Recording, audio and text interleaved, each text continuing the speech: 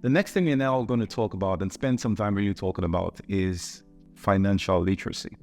So first off, let's just deal with some required mindset shifts when it comes to money. To achieve many outcomes in the world, you need resources, and the most liquid resource is money. If you think money is bad, or there is something that is not holy about money, or you think, being poor is righteous, you will struggle to grow financial resource, right?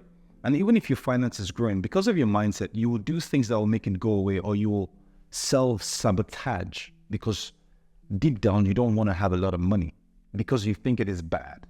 What is important is to see money as a resource and a tool, a means to an end to express yourself and to push back against the system of the kingdom of the world that we spoke about. Secondly, getting formal education and getting money have nothing to do with each other.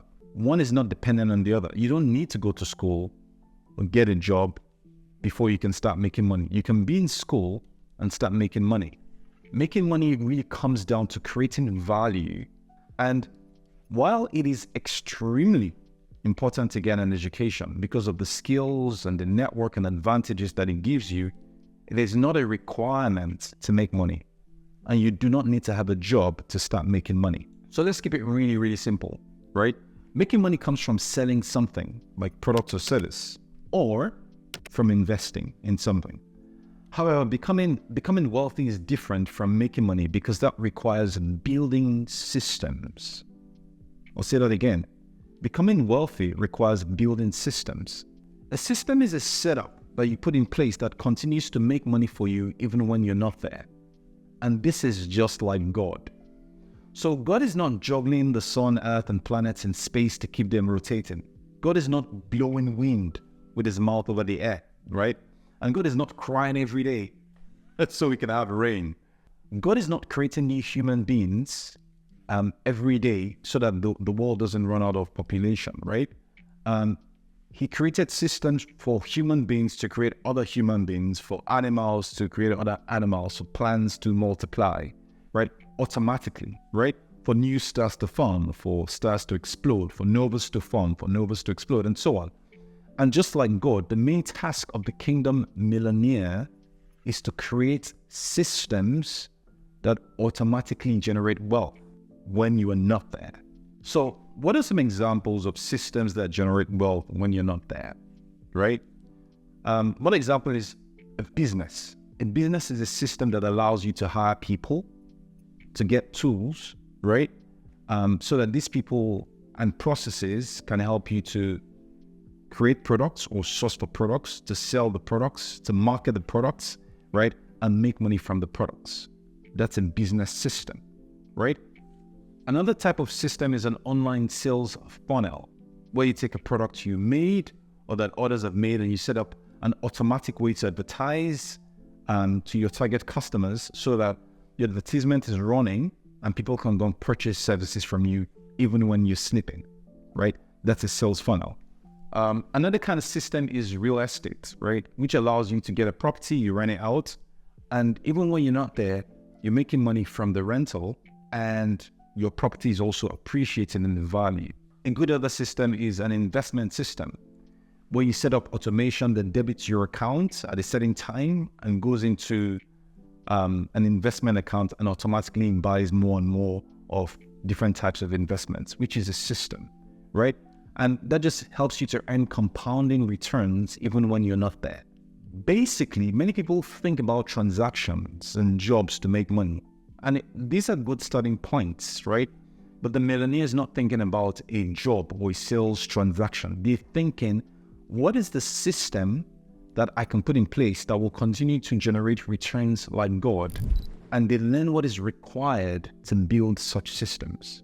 Now, part of this is going to require you to embrace failure. A lot of people pray against failure, but you must understand that you must fail. Failure is evidence that you're actually moving in the right direction. The way to not fail is not to try. So people don't fail exams they don't sit for, but they also don't get into the next class. They don't also get a certification.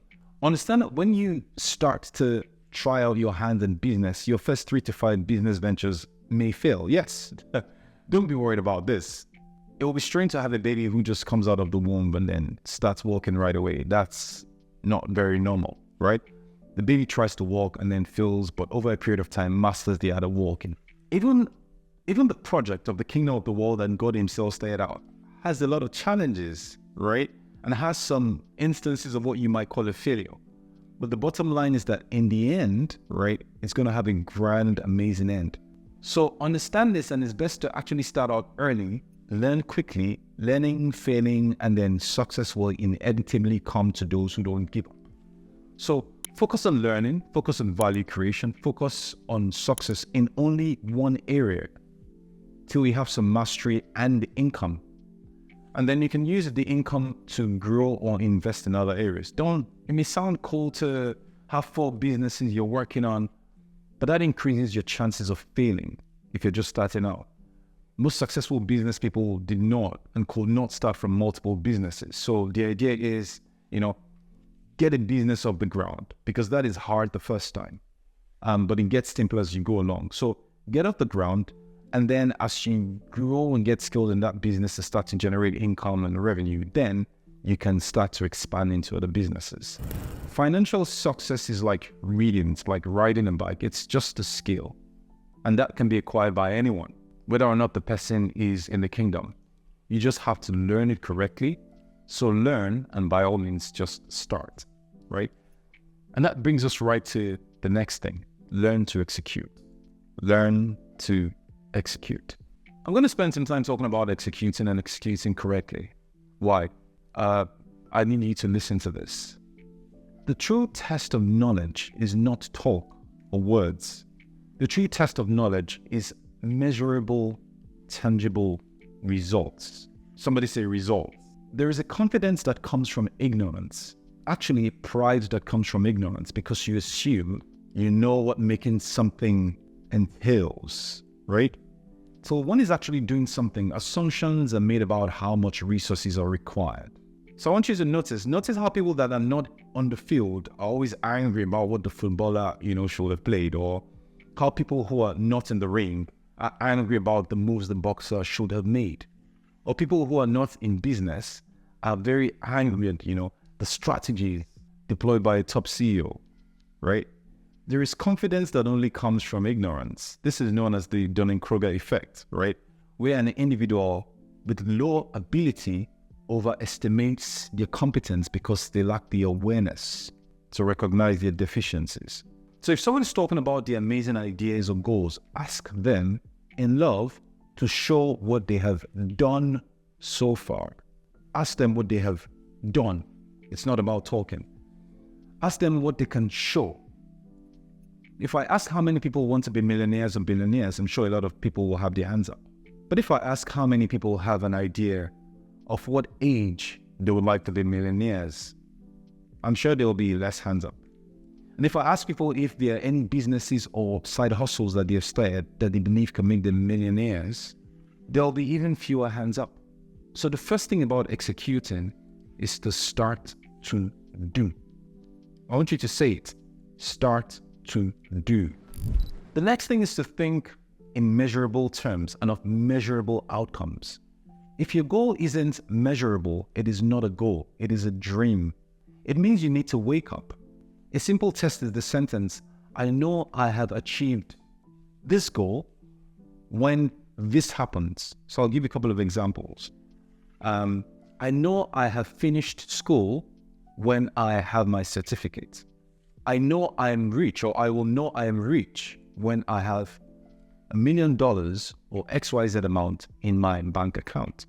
I know I am financially free when my monthly expense of $12,000 is covered by my investments that I have even when I am not doing any work.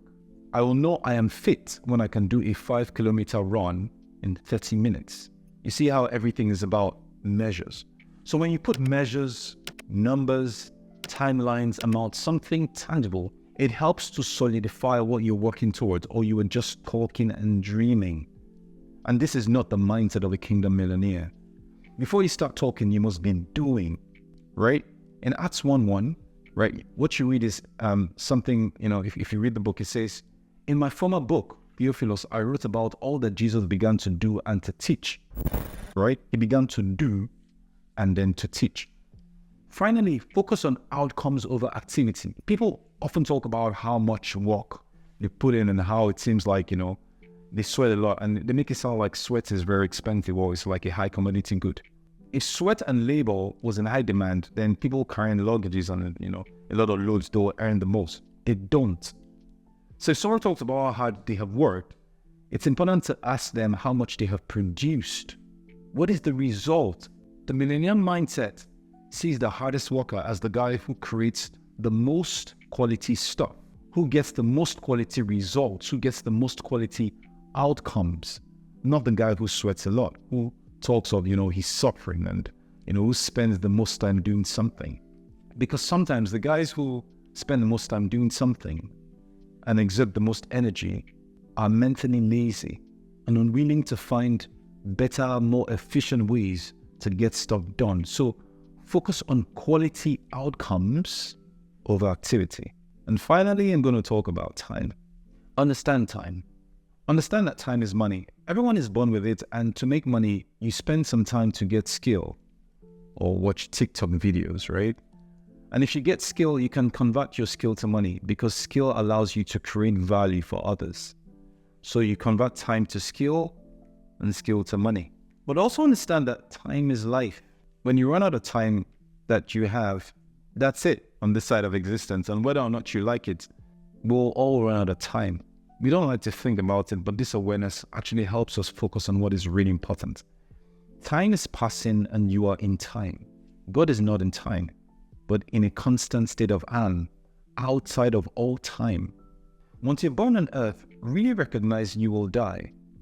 And you may not live to be old, depending on the divine plan for your life. I mean, Jesus died at 33.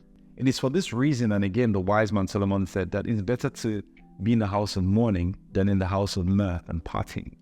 It's not saying you'll be morose all your life, right? We continue to live on after this world. But it gives the sense of urgency that is required to focus on the right things, like love, like building a legacy and building the right relationships. One last thing to know is that because God is outside of time, your prayers and behavior can bend time significantly. In science, we've come to know that time is flexible, but for the purpose of this talk, God can restore the years the locusts have eaten. That's said in Joel 2:25. Basically, an outcome that will come in 5 years, he can make it happen in 1 year for a person that has wasted 4 years in sin or ignorance, right? So God can give you second chances. So some people don't want to move. Oh, I've wasted my life. God can bend time on your behalf. So let's just put this all together.